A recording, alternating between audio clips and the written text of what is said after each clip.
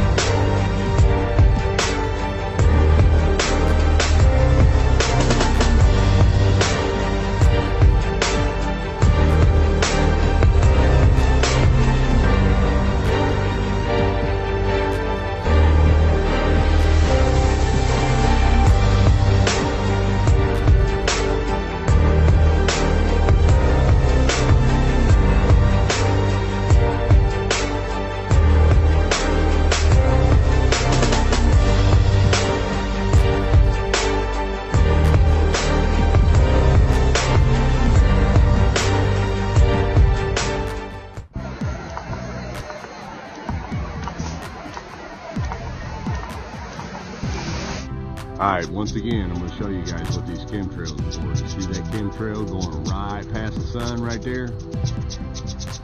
Look, there you go. goes right there. Alright, now let's backtrack. Alright, right there, you have a reflection off of the firmament. And at the same distance on the right side of the sun, guess what? The same distance away, just like I showed you with the lighter and the glass bulb.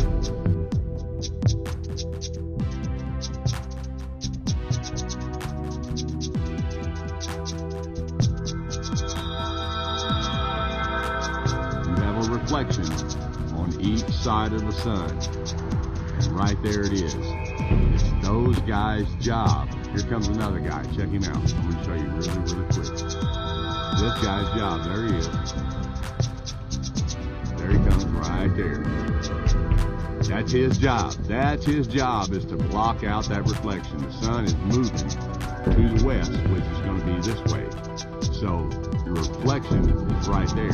Now what he's spraying right there in a few minutes, that's going to block that out because it's on the right side of the sun. He knows what he's doing.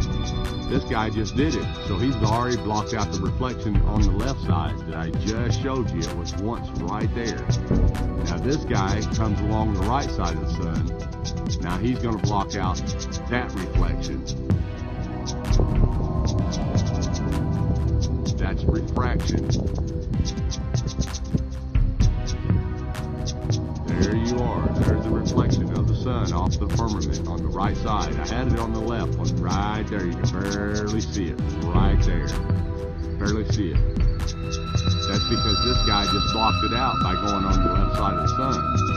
Now this guy right here is going on the right side of the sun. There he goes. That's his job, so he can block out the other side. They know the exact longitude and they know the exact latitude where to spray to block out that reflection. Now watch that reflection disappear just because that guy just sprayed. He knows exactly what he's doing. These guys get paid to do this. They've been doing it for about 3 decades now. Wake your ass up. I'm considered a conspiracy theorist myself. But think about this. All you goof troops who say, oh, they're poisoning, they're trying to kill us. If they were trying to kill us, they've had 3 decades to do it. Chemtrails are not to kill us, they're to block out that reflection.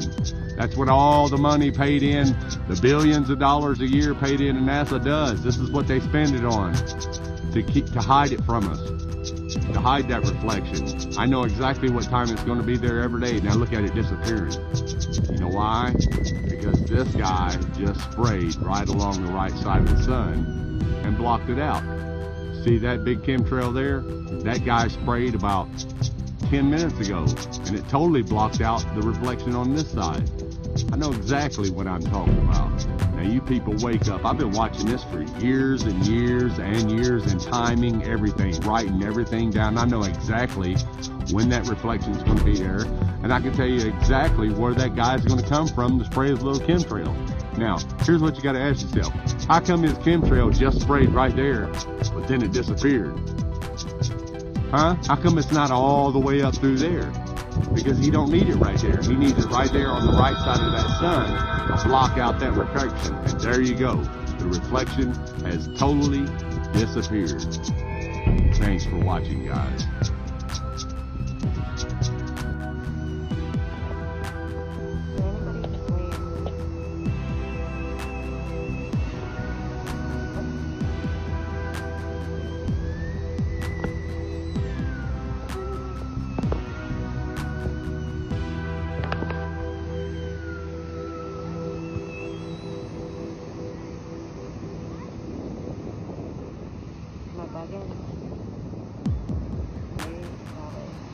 Like the reflection of the camera.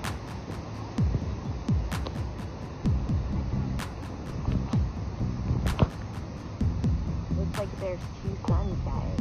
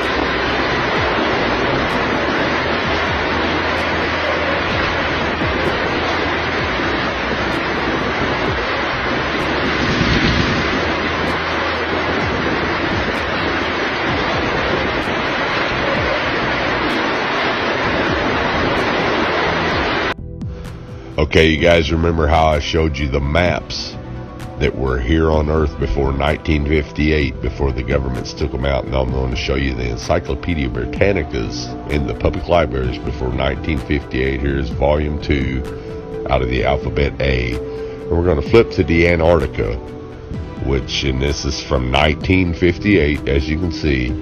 Now, we're going to flip to the Antarctica and see what the Encyclopedia Britannica from 1958, before the Antarctic Treaty, says is there.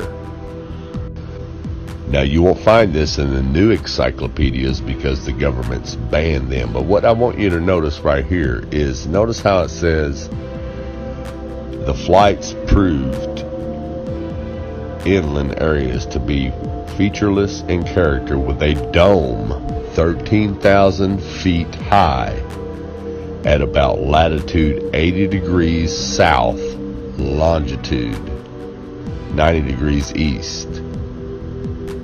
Take a really close look at that. Now I'm going to zoom it in for you. When they returned to New Zealand, these flights proved the inland areas to be featureless in character, with a dome 13,000 feet high at about latitude 80 degrees south, longitude 90 degrees east. Now, if this doesn't make sense to you, let me show you with an image of what a flat earth map would look like. Now, this is what a latitude 80 degrees south would look like on a flat earth map. As you can see, the dome comes down closer to you over the wall, which will be about 13,000 feet. Now, if you go back out into the center of the earth, or up the North Pole, and try to go up to the firmament with a little bit of calculation, it's going to show that it's about 385,500 feet away. It's really simple, folks. Now, if you're not familiar with any of this at all, and you're just now new to all this, you can say, well, this guy is crazy, he doesn't know what he's talking about. But what you got to ask yourself is, why do all the maps before 1958 show a flat earth with the ice wall around it and a firmament, a dome? And why does the encyclopedia tell you that there's a dome there, and it gives you the exact height at a certain latitude and longitude? Well, the reason is because in 1958, that's when all governments and all nations of the world signed the UN treaty to ban all civilians from going to the Antarctica, and NASA came in and erased everything, just like they're erasing everything today.